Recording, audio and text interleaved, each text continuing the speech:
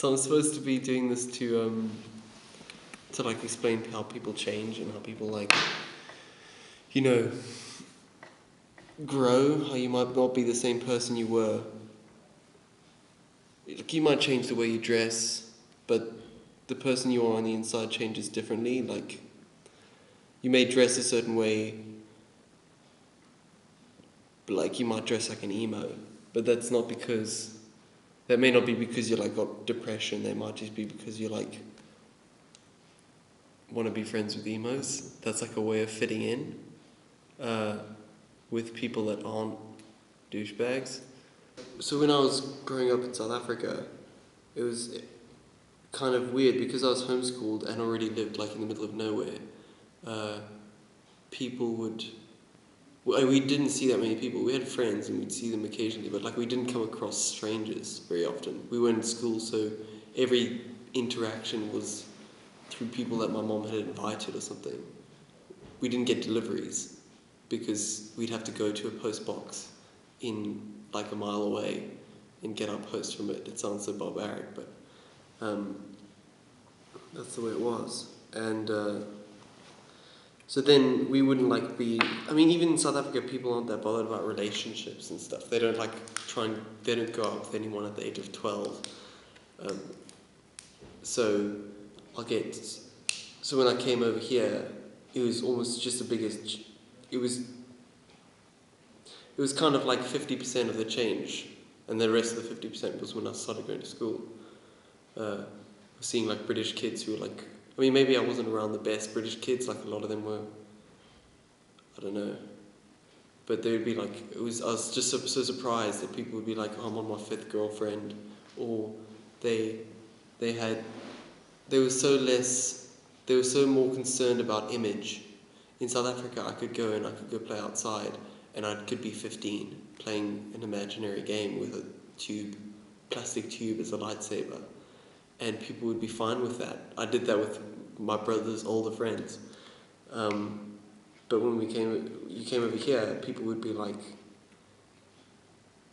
it's only cool. When you get to the age of 10, you have to start playing on a computer, or you're not cool, or you're weird.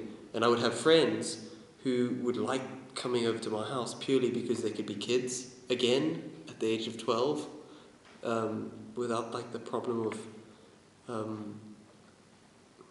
perception of themselves, by the way. Well,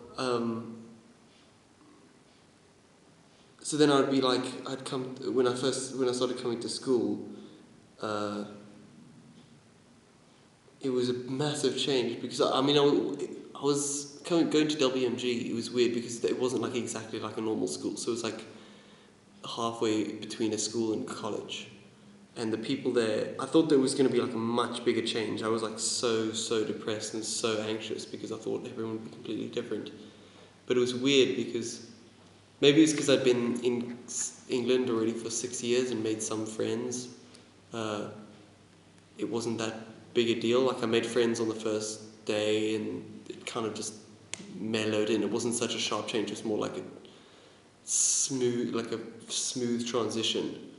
And then I looked back and it had been 6 months and I was used to getting up at 6 in the morning and putting on a uniform and going to class and talking about teachers and which ones were my favourite and which ones pissed me off. And then come to come to college and realising how much you don't enjoy yourself. Because often you don't realise the grass was not that green until you're on the green grass. You look back and you realise you really didn't enjoy yourself. And then, just coming here and then realising, I think the biggest realisation was that the things I think, the things that I felt, the kind of things I went through weren't that original. Like other people felt the same things. Other people would sit on the bus and listen to music and think about music videos for that song. And other people would... It was weird because so much of my personality was actually just like humanity. It was just the way people are, not the way I was.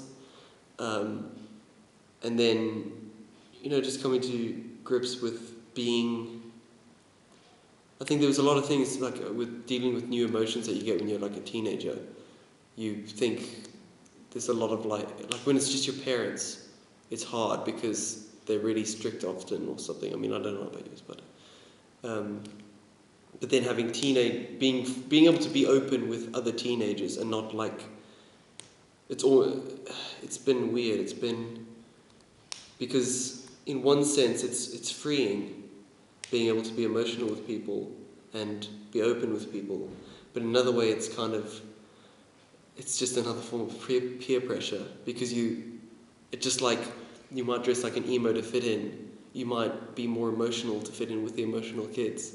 In fact, to be fair, emo is short for emotional, so really we are just the emos, and weeaboos. But it's weird. I think you go through life and you look back and you're like, phase. This was this phase. This was that phase. And you'll look in the future and you'll see, okay, that's what my 20s are going to be like. That's what my 30s are going to be like.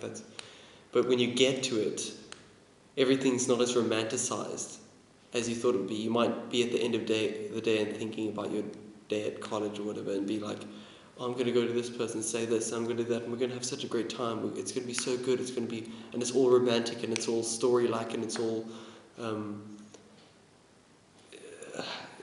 don't know. It's got like some sort of script to it, but then in reality, it's all just like boring, really. Boring in a sense, but you only realize, I don't know, when you hit the situations, it seems so real. Okay. Yeah, sorry. I was